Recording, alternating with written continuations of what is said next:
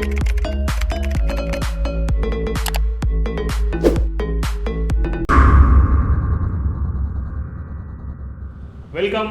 இன்றைக்கி இந்த வீடியோவில் நேச்சர் ஆஃப் என்டிட்டி அப்படின்னு சொல்லியிருக்கேன் இல்லையா. நேச்சர் ஆஃப் என்டிட்டினா ஃபஸ்ட் என்னன்னு கேட்டிங்கன்னா நம்ம போகிற வாகனம். ஸோ நம்ம பண்ணுற தொழில் வந்து யார் நடத்துகிறா அப்படின்னு கேட்டிங்கன்னா அஃப்கோர்ஸ் நீங்கள் தான் நடத்துறீங்க. பட் எது மூலமாக நடத்துறீங்க அப்படிங்கிறத கேள்வி. ஸோ யாராவது ஒரு தொழில் பேர் சொன்னாங்கன்னா அந்த தொழில் நீங்கள் கேட்கலான்னா அந்த தொழில் என்னவா இருக்குது, பார்ட்னர்ஷிப்பாக இருக்கா, ப்ரைவேட் லிமிடெட் கம்பெனியாக இருக்கா, ஓபிசி இருக்கா, எல்எல்பி இருக்கா, இந்த மாதிரி ஏற்பட்டது இருக்கு இல்லையா. ஸோ அதில் எதை சூஸ் பண்ணுறது அப்படின்னு ஒன்று தெரியணும். தெரிஞ்சால் கரெக்டாக சூஸ் பண்ண முடியும். அதில் வந்து நிறைய அம்சங்கள் இருக்குது. அதில் ஒரு முக்கியமான அம்சம் வந்து லைபிலிட்டின்னு சொல்லி சொல்லுவோம், பொறுப்புகள். அதில் வந்து பேசிக்காக நம்ம என்ன பண்ணணும், எச்ச வேண்டிய ரெண்டாக பிரிச்சிடறோம். லிமிடெட் லைபிலிட்டி, அன்லிமிடெட் லைபிலிட்டி ரெண்டாக பிரிச்சிடறோம். ஸோ அந்த ரெண்டை பற்றி மட்டும் இன்றைக்கி மெயினாக பார்ப்போம். அது போக மற்ற அம்சங்கள்லாம் அப்புறம் பார்ப்போம். ஸோ அதில் முதல்ல அன்லிமிடெட் லைபிலிட்டி யாரெல்லாம் இருக்குன்னு கேட்டிங்கன்னா 2 பேர் இருக்காங்க. ஒன்று வந்து சோல் ப்ரோப்ரைட்டர், இன்னொன்று வந்து பார்ட்னர்ஷிப். ஸோ தனிநபர் தொழில் பண்ணுறது வந்து அன்லிமிடெட் லைபிலிட்டி, சோல் ப்ரோப்ரைட்டர்ஷிப் வரும். நிறைய பேர் சேர்ந்து கூட்டாக பண்ணுறாங்கன்னா பார்ட்னர்ஷிப், அதுவும் அன்லிமிடெட் லைபிலிட்டியில் வருது. லிமிடெட் லைபிலிட்டியில் 3 இருக்குது, இன்னும் நிறைய இருக்குது. ஆனால் இப்போ நம்ம பிரதானமாக யூஸ் பண்ணுறது மட்டும் இப்போ எடுத்துக்க போகிறோம். ஸோ 3 என்னன்னு கேட்டால் LLP, OPC, private limited. So எல்எல்பிங்கிறது அது ஒரு பார்ட்னர்ஷிப், ஆனால் லிமிடெட் லைபிலிட்டி இருக்கக்கூடிய பார்ட்னர்ஷிப். ஸோ இதுதான் பேசிக்காக இருக்கிற 2 நேச்சர் ஆஃப் என்டிட்டிஸ். இது எதுக்காக ஃபஸ்ட் லிமிடெட் லைபிலிட்டி, அன்லிமிடெட் அப்படிங்கிறது தெரிஞ்சுப்போம். ஃபஸ்ட்டு பேரை கேட்டால் லிமிடெட், அன்லிமிடெட் வந்து நம்ம அன்லிமிட்டெடுங்கிறது தான் ரொம்ப பவர் ஜாஸ்திங்கிற மாதிரி நமக்கு தோணும். ஏன்னா அன்லிமிட்டட்னா ஒரு லிமிட் இல்லாத அப்படிங்கிற தாட் வருது இல்லையா. ஃபார் எக்ஸாம்பிளுக்கு லிமிடெட் மீல்ஸ், அன்லிமிடெட் மீல்ஸ் சொல்கிறோம் அந்த மாதிரி. ஸோ அன்லிமிட்டெடுங்கிறது வந்து ப்ரிவிலேஜ் கிடையாது, கம்மி ப்ரிவிலேஜ். ஏன்னு கேட்டிங்கன்னா அதுக்கப்புறம் என்ன வருது, லைபிலிட்டின்னு வருது. லைபிலிட்டினா பொறுப்புகள். ஸோ பொறுப்பு வந்து அன்லிமிட்டடாக இருக்குன்னு அர்த்தம். கடமைகள்.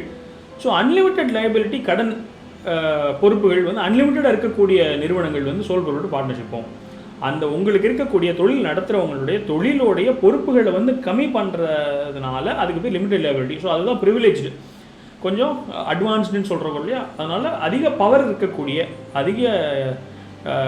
இருக்கக்கூடிய நிறுவனம் வந்து லிமிடெட் லைபிலிட்டி நிறுவனங்கள். அதான் இது பாக்கி இருக்க 3. ஸோ அது என்ன அப்படின்றது பார்ப்போம். ஒரு எக்ஸாம்பிளோட நான் சொல்கிறேன். ஒரு நபர் வந்து இது எதுவுமே நான் என்ன பண்ண வேணாம்னா அபசகுணம் இல்லாட்டி இந்த நெகட்டிவ் இல்லாமல் நினச்சிக்காதீங்க. நம்ம புரிஞ்சுக்கிறதுக்காக எடுத்துகிட்டு போகிறோம். ஏன்னா ஒரு தொழில் முனைவோருக்கு எல்லாமே தெரிஞ்சுக்கணும். நம்ம நாளைக்கு எல்லாமே நம்ம எதிர்பார்த்தா பண்ணணும் இல்லையா. அதனால நம்ம அதை பற்றி போகிறோம். ஸோ ஒரு எக்ஸாம்பிளுக்கு ஒருத்தர் வந்து ஒரு 1 கோடி ரூபாய் கடன் வாங்கி தொழில் ஆரம்பிக்கிறதுன்னு வச்சுக்கோமே. அந்த 1 கோடி ரூபாய் என்ன ஆயிடுதுன்னா தொழிலில் லாப நஷ்டம் சாத்தியம், அதனால் நஷ்டம் ஆகிடுது. இப்போ அந்த 1 கோடி ரூபாய் நஷ்டத்தை திருப்பி அடைக்கிறதுக்கு கடன் வாங்கியிருக்காருன்னு வச்சுக்கோமே. அந்த கடனை திருப்பி அடைக்கிறதுக்கு அந்த தனிநபராக இருந்தாருன்னு சொன்னால் அவரோட சொந்த சொத்துகள் எல்லாமே இந்த 1 கோடி ரூபாய் கடன் அடைக்கிறதுக்கு பயன்படுத்தப்படணும், உட்கொள்ளப்படும். ஸோ அந்த பொறுப்புகள் இருக்குது. சொந்த சொத்துமே என்ன பண்ணிடணும், தொழிலுக்கு கொடுக்கணும். ஸோ தொழிலில் ஸ்டாக் தொலைஞ்சிருச்சு, ஸ்டாக் அழிஞ்சிருச்சு, ஏதோ ஒரு காரணத்தினால லாஸ் ஆயிடுச்சுனாலுமே அந்த சொந்த சொத்து உள்ளே வந்துடும். இதே கான்செப்ட் தான் பார்ட்னர்ஷிப்புக்கும். ஒரு 2-3 பேர் சேர்ந்து தொழில் பண்ணுறாங்க, அந்த தொழிலில் கடன் வாங்குறாங்க, அந்த தொழிலில் கடன் வாங்க தொழில் நஷ்டமாயிடுச்சுன்னா அந்த பார்ட்னர்ஸோட சொந்த சொத்துமே என்ன பண்ணணும்னு சொன்னால் இந்த பிஸ்னஸுக்கு அந்த கடன் அடைக்கிறதுக்கு பயன்படுத்தப்படுவாங்க. அதனால் அன்லிமிட்டட் லைபிலிட்டி. ஸோ அந்த தொழிலுக்கும் அந்த ஓனருக்கும் வித்தியாசமே கிடையாது, ரெண்டுமே சேர்ந்து தான். தொழில் கடன் வாங்கினா என்ன, தொழிலோட ஓனர் கடன் வாங்கினா என்ன, ரெண்டுமே ஒன்று தான். அதனால் தொழிலோட கடனை அந்த ஓனரோட சொந்த சொத்துக்கள் அடைக்கிறதுக்கு பயன்படுத்தப்படுவாங்க. அது அன்லிமிட்டட் லைபிலிட்டின்னு சொல்லிட்டு. ஸோ இப்போ ஒருத்தருக்கு ஒரு நினைப்பு வருது, எனக்கு என்னோட சொந்த சொத்துக்கும் தொழில் சம்மந்தம் இல்லை இல்லையா, அது இதுக்கு உள்ளே கொண்டு வரணும் அப்படிங்கிற தாட் வர்றதுனால லிமிடெட் லைபிலிட்டி கான்செப்ட் வருது. லிமிடெட் லைபிலிட்டிக்கு ஒரு பவர். இந்த லிமிடெட் லைபிலிட்டிங்கிற பவர் யாருக்கு கொடுக்குறாங்கன்னு சொன்னால் மினிஸ்ட்ரி ஆஃப் கார்பரேட் அஃபேர்ஸ் ஒன்று இருக்குது, ஒரு சென்ட்ரல் கவர்மெண்ட்டோடைய மினிஸ்ட்ரி. அந்த மினிஸ்ட்ரிக்கு வந்து ஒரு தொழில் நிறுவனத்துக்கு லிமிடெட் லைபிலிட்டிங்கிற பவரை கொடுக்குற பவர் இருக்குது. ஸோ அவங்க கடியில் போய் யாரெல்லாம் வந்து ரெஜிஸ்டர் பண்ணிக்கிறாங்களோ, ரிஜிஸ்ட்ரார் ஆஃப் கம்பெனிஸ் அப்படின்னு சொல்லி சொல்லுவோம்.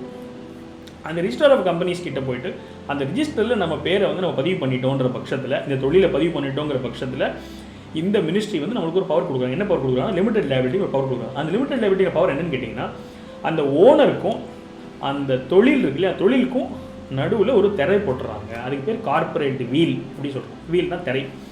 அப்படி திரை போடும்போது என்ன ஆகுதுன்னு சொன்னால் தொழிலோட கடன், தொழிலோட பொறுப்பெல்லாம் யார் தான் பார்த்துக்கணும், தொழில் தான் பார்த்துக்கணும். ஸோ தொழில் வந்து கடன் பட்டிருக்கு, தொழில் வந்து கடன் வாங்கியிருக்கு அப்படின்னு சொன்னால் அதை அடைக்க வேண்டிய பொறுப்பு யாருக்கு தான் இருக்குது, அந்த தொழிலுக்கு தான் இருக்குது. அதோட ஓனரோடைய சொந்த சொத்துக்கள்லாம் சம்மந்தம் கிடையாது அப்படின்னு சொல்லி சொல்கிறோம். இதுக்கு பேர் தான் கார்பரேட் வீல். இது கொடுக்கும்போது அந்த பவர் கிடைக்குது. அதுக்கு முன்னாடி நம்ம ஒரு சின்ன டவுட்ஸ் இருக்கும், அதிலும் நம்ம கிளாரிஃபை பண்ணுவோம். ஸோ சோல் ப்ரோப்ரைட்டர் பொறுத்த வரைக்கும் நம்ம சொந்த சொத்துக்கு சம்மந்தம் இல்லைன்னு சொல்கிறோம் இல்லையா. அப்போ எதுக்காக அடமானம் வைக்கணும் அப்படின்னு ஒரு கேள்வி வருது. ஸோ மார்ட்கேஜ் பண்ணி அடமானம் வைக்கிறது. ஸோ ப்ராப்பர்ட்டி மார்ட்கேஜ் பண்ணுறோம் இல்லையா, நீங்கள் என்ன சொல்கிறீங்க, எனிவே வந்து சொந்த சொத்துக்கள்லாம் கடன் அடைக்கிறதுக்கு இதுக்கெல்லாம் உட்கொள்ளப்படுன்றீங்க, அப்புறம் இதுக்கு மார்ட்கேஜ் பண்ணுறோன்ற கேள்வி வருது இல்லையா. ஸோ அது என்னன்னு கேட்டிங்கன்னா, அஃப்கோர்ஸ் என்னவாக இருந்தாலுமே சொந்த சொத்தும் தொழில் சம்மந்த வித்தியாசம் கிடையாது. அந்த சொத்துக்களும் கடன் அடைக்கிறதுக்கு, தொழிலோட கடன் அடைக்கிறதுக்கு கொண்டு வருவாங்கங்கிறதுலாம் உண்மை தான். ஆனால் மார்கேஜ் பண்ணுறது மூலமாக அது யாருக்குன்னு சொல்லிட்டு அசைன் ஆகப்படுது. அப்போது கடனை திருப்பி அடைக்க வேண்டிய போது ஒரு ப்ரையாரிட்டி வரும்.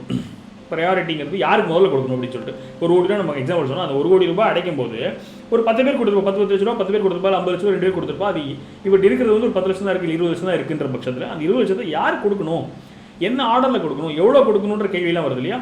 அந்த மாதிரி ப்ரையாரிட்டிக்காக தான் வந்து இந்த மார்கேஜ் பண்ணப்படுறது பயன்படுத்தப்படும். இன்னொன்று ப்ரூவ் ஆகும். நிஜமாலுமே இவர் வந்து கடன் வாங்குறதுக்கு அடமானம் வச்சு ப்ரூவ் ஆகிறதுக்காகவும் செகண்டரி ரீசன் வச்சுக்கோங்களேன். ஸோ இதுக்கு தான் அந்த மார்கேஜ் டிஃபரன்ஸ் படுமே ஒழிய மற்ற விஷயங்களுக்கு வந்து சொந்த சொத்தும் உட்கொள்ளப்படும். அதே இது லிமிடெட் லைபிலிட்டி பொறுத்த வரைக்கும் ஒரு நிறுவனத்தோடைய ஓனருடைய சொந்த சொத்துக்கள் எப்போ தான் கொண்டு வரப்படும்னு சொன்னால், அவர் சுயமாக வந்து முன் வந்து அவர் மார்கேஜ் பண்ணியிருந்தாருன்னா மட்டும்தான், அவர் அடமானம் வச்சார்னா மட்டும்தான் வந்து லிமிடெட் லைபிலிட்டி இருக்கக்கூடிய தொழில் நிறுவனங்களுக்கு சொந்த சொத்துக்கள் கொண்டு வரப்படும். இந்த மார்கேஜோட சந்தேகம் இருந்துச்சுன்னு சொன்னால், பார்ட்னர்ஷிப் பொறுத்த வரைக்கும் இன்னொரு லைபிலிட்டி சொல்கிறோம். அது என்னென்னு கேட்டிங்கன்னா ஜாயிண்ட் அண்ட் செவரல் லைபிலிட்டி சொல்கிறோம். ஸோ ஜாயிண்ட் அண்ட் செவரல் என்னன்னு கேட்டிங்கன்னா, பார்ட்னர்ஷிப்புக்குள்ளே இருக்குது, அதாவது அன்லிமிடெட் லைபிலிட்டி பார்ட்னர்ஷிப்பில் 2 இருக்குது. ஒன்று வந்து லிமிடெட் லைபிலிட்டி, இன்னொன்று அன்லிமிடெட் லைபிலிட்டியில் இருக்க பார்ட்னர்ஷிப் பொறுத்த வரைக்கும் எல்லா பார்ட்னர்ஸோடைய சொந்த சொத்துக்களுமே பாரபட்சம் இல்லாமல் உள்ள பொறுப்பாகப்படும். இது நிறைய பேர் தெரியறது இல்லை. எப்படின்னு கேட்டிங்கன்னா, ஒரு 2 பேர் இருக்காங்க, 50-50% ஷேர் பிரிச்சுக்கிறாங்கன்னு வச்சுக்கோங்களேன். அவர் என்ன சொல்ல முடியாதுன்னா, நான் 50% தான் ஷேர் வச்சிருக்கேன், அதனால் இந்த கடன் நான் எவ்வளோ அடைப்பேன், 50% தான் அடைப்பேன், பாக்கி 50% அந்த இன்னொரு பார்ட்னர் போய் கேட்டுக்கோங்கன்னு சொல்லிட்டு ஒரு பார்ட்னரோட சொல்ல முடியாது. இப்போ ஒரு சின்ன ஒரு கதை ஞாபகம், ஒரு சினிமா டைலாக் என்னன்னு கேட்டிங்கன்னா, இந்த வடிவேல் பார்த்திபன் வந்து துபாய்லாம் போயிட்டு வரும். அந்த படத்தில் வந்து வடிவேல் டிக்கெட் எடுக்காமல் உட்காந்துருப்பார். அப்போ கண்டக்டர் வந்து பார்த்திபன் கிட்ட உங்கள் ஃப்ரெண்டு டிக்கெட் எடுக்கலான்னு கேட்கும்போது பார்த்திபன் சொல்லுவார், யார் டிக்கெட் எடுக்கலையே அவன்கிட்ட போய் கேள்வி ஏன்டையும் கேட்குறேன் அப்படின்னு சொல்லி பார்த்திபன் சொல்லுவார் இல்லையா? அந்த மாதிரி பார்ட்னர் வந்து என்ன சொல்ல முடியாதுன்னா, கடன் வாங்கணுன்ட்டு அவன் தான் பார்ட்னர், அவன் 50%, நான் என்னோட 50% உன்னோட கடனை பாதி தந்துடுறேன், மீதி பாதி அவன்கிட்ட போய் கேட்டுக்கோன்னு சொல்லி சொல்ல முடியாது. முழுசாக கொடுத்து தான் ஆகணும். எக்ஸாம்பிளுக்கு 2 பார்ட்னர் இருக்காங்க. ஒரு பார்ட்னர் ரொம்ப பணக்காரர், 1 கோடி ரூபா சொத்து வச்சிருக்காரு. இன்னொரு பார்ட்னர் பணமே கிடையாது, ஏழை. 2 பேர் ஒரு 10,000 போட்டு தொழில் ஆரம்பிக்கிறாங்க, பேங்க்கில் கடன் வாங்குறாங்க, அன்செக்யூர்ட் லோனாக முத்ரா லோன் வாங்குறாங்கன்னு வச்சுக்கோங்க. 10 லட்ச ரூபா லோன் வாங்கிடுறாங்க, தொழில் ஏதோ பிரச்சனை ஆயிடுது. இப்போ இந்த 10 லட்சத்தையும் அடைக்க வேண்டிய பொறுப்பு 2 பேருக்கும் இருக்குது. எந்த பங்கு சம்மந்தமும் கிடையாது. இவர் என்ன சொல்ல முடியாது, நான் 50%, 5 லட்ச ரூபா நான் தரேன், இன்னொரு 5 லட்சத்தை அவர்கிட்ட வாங்கிக்கோன்னு சொல்ல முடியாது. இவர் சொந்த சொத்தை கொடுத்தாச்சு வாங்கி தான் ஆகணும். உங்களுக்குள்ள அப்புறமா நீங்கள் போய் பேசிக்கோங்க அப்படின்றாங்க. நீங்கள் பார்ட்னர் 50% தான் கரெக்டு தான், வெளியே இருக்கவருக்கு அதுக்கு சம்மந்தம் கிடையாது. வெளியே இருக்கவருக்கு என்ன பண்ணிடணும், நீங்கள் காசு கொடுத்துருங்க, நீங்கள் அப்புறமா போயிட்டு நான் 50% நான் கொடுத்துருக்கணும், உனக்காக சேர்த்து நான் கொடுத்துட்டேன் இல்லையா, அந்த காசு நீங்கள் வாங்கிக்கணும், நீங்கள் போய் அவர்கிட்ட வாங்கிக்கோ, என்னையை வாங்க சொல்லாதுன்னு சொல்கிறோம். இதுக்கு பேர் joint and several liability.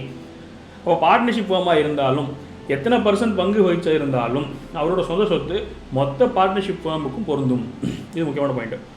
Limited liability பொறுத்த வரைக்கும் இந்த பவர் கொடுக்குறாங்க இல்லையா, இந்த மினிஸ்டர் ஆஃப் கார்ப்பரேஷன் தனியாக பிரித்து கொடுக்குற பவர் எப்போ தான் சொந்த சொத்து உள்ளே கொண்டு வரோம்னா, அவங்க வாலண்டியராக மார்கேஜ் பண்ணும்போது மட்டும் தான் உள்ளே கொண்டு வரப்படும், மற்ற நேரம் கொண்டு வரக்கூடாது. இந்த பவர் கொடுக்குறதுக்கு அந்த மினிஸ்ட்ரி கண்டிஷன்ஸ் போடுறாங்க. ஏன்னா உங்களுடைய சொந்த சொத்தெல்லாம் நான் பாதுகாக்கிறதுக்கு ஒரு ரூல் போடுறேன் இல்லையா, உங்களுக்கு கடன் கொடுக்குறவரை வந்து அவர் சொந்த சொத்தை வரக்கூடாதுன்னு நான் சொல்கிறேன் இல்லையா, அப்போ அவரை நான் பாதுகாக்கணும் இல்லையா, அந்த கடமைக்காக மினிஸ்டர் ஆஃப் கார்ப்பரேட்டர் என்ன பண்ணுறாங்கன்னா நிறைய ரூல்ஸ் போடுறாங்க. அதில் ஒரு பிரதானமான ரூல் என்னன்னு கேட்டிங்கன்னா, ஆடிட் பண்ணணும்னு சொல்லி சொல்லுவாங்க, தணிக்கைக்கு உட்படப்படும். அப்போ என்ன கேட்டிங்கன்னா, தணிக்கை எப்போ வருது, சோல் ப்ரோப்ரைட்டர் பார்ட்னர்ஷிப் பொறுத்த வரைக்கும் எப்போ உங்களோட கணக்கை வந்து சரி பார்க்கணுங்கிற ஒரு கட்டாயம் வருதுன்னு சொன்னால், இன்கம் டேக்ஸ் மட்டும்தான், வருமான வரி மட்டும்தான் அந்த ரூல்ஸே கொண்டு வராங்க. அதுவும் எப்போ தான் கொண்டு வராங்கன்னா, உங்களோட ஒரு சேல்ஸோட அமௌண்ட் லிமிட் கூடும்போதும், உங்களோட லாபத்தோட ஒரு அமௌண்ட் லிமிட் கூடும்போதும், நீங்கள் குறைச்சி காமிக்கும் போதும், இந்த மாதிரி சூழ்நிலையில் மட்டும்தான் உங்களை ஆடிட் பண்ண சொல்லுவாங்க. உங்களோட கணக்கை வந்து ஒரு ஆடிட்டருக்கு கொடுத்து செக் பண்ணி கையெழுத்து போட்டு கொண்டு வாங்கன்னு சொல்லி உங்களை தணிக்கைக்கு உட்படுத்தப்படுறது வந்து எப்போன்னு கேட்டிங்கன்னா, இந்த மாதிரி ஒரு சில சந்தர்ப்பங்களில் மட்டும்தான். அதுவும் யார் தான் பண்ணுறாங்கன்னா, வருமான வரி மட்டும்தான் பண்ணுறாங்க. ஆனால் இந்த பவர் கொடுக்குறாங்க, உங்கள் சொந்த சொத்தெல்லாம் பாதுகாத்து கொடுக்குறாங்க இல்லையா, அதனால இந்த மினிஸ்டர் ஆஃப் கார்ப்பரேஷன் என்ன சொல்கிறாங்கன்னா, அது ஒரு பக்கம் நீங்கள் வருமான வரி அவங்க சொல்கிற கண்டிஷன் படி நீங்கள் தணிக்கை பண்ணிக்கோங்க, அது ஒரு பக்கம்.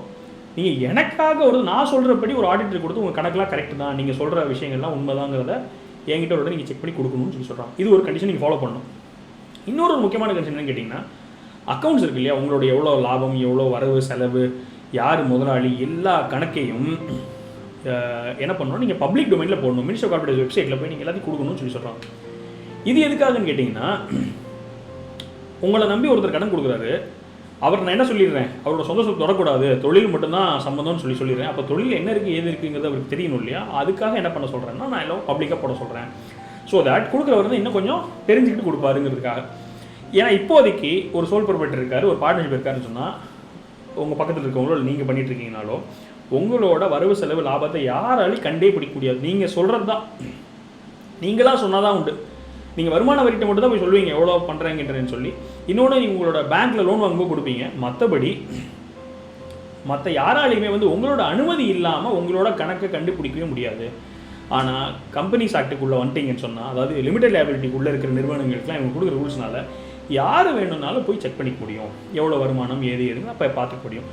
இன்னொரு ஸ்டெப் மேலே போகணும்னு வச்சுக்கோங்க, ஒரு பார்ட்னர்ஷிப் ஃபார்ம் இருக்குன்னு வச்சுக்கோங்க. அந்த பார்ட்னர்ஷிப் ஃபார்மில் யார் வந்து பார்ட்னர் யார் முதலாளிங்கிறதே பப்ளிக்கால் கண்டுபிடிக்க முடியாது. Any partnership for that matter. நீங்கள் ஒரு 5 பேர் பார்ட்னர் நீங்கள் சொல்லிப்பீங்க, ஆனால் நீங்கள் 5 பேர் தான் பார்ட்னராக நான் கண்டே பிடிக்க முடியாது. அப்படி கண்டுபிடிக்கணும்னாலே எது தான் வேணும், எனக்கு பார்ட்னர்ஷிப் டீட் இருந்தால் தான் கண்டுபிடிக்க முடியும். அப்படி இந்த பார்ட்னர்ஷிப் டீடுமே அது ஒரிஜினல் பார்ட்னர்ஷிப் டீடு எனக்கு தெரியாது. நீங்கள் இன்கம் டேக்ஸுக்கு ஒரு பார்ட்னர்ஷிப் டீடு, பேனுக்கு ஒரு பார்ட்னர்ஷிப், ஜிஎஸ்டிக்கு ஒரு பார்ட்னர்ஷிப் டீடு வச்சுக்கிட்டு மற்றவன்ட்ட காமிக்கிறதுக்காக இன்னொருத்தர பார்ட்னர் போட்டு அந்த மாதிரி பார்ட்னர்ஷிப் வச்சாங்கன்னா கூட என்ன பண்ண முடியாது, நம்ம கண்டுபிடிக்கும். நம்ம போய் செக் பண்ண போகிறோம்னா ஒரு பார்ட்னர்ஷிப் ஃபார்மில் யார் ஓடன்றது கூட நான் அதிகாரப்பூர்வமாக கண்டே பிடிக்க முடியாது. இன்கம் டேக்ஸில் தான் அதிகாரப்பூர்வமாக சொல்ல முடியும். ஆனால் இன்கம் டேக்ஸில் போய் நான் கேட்கலாம் வாங்க முடியாது. It's not a public document.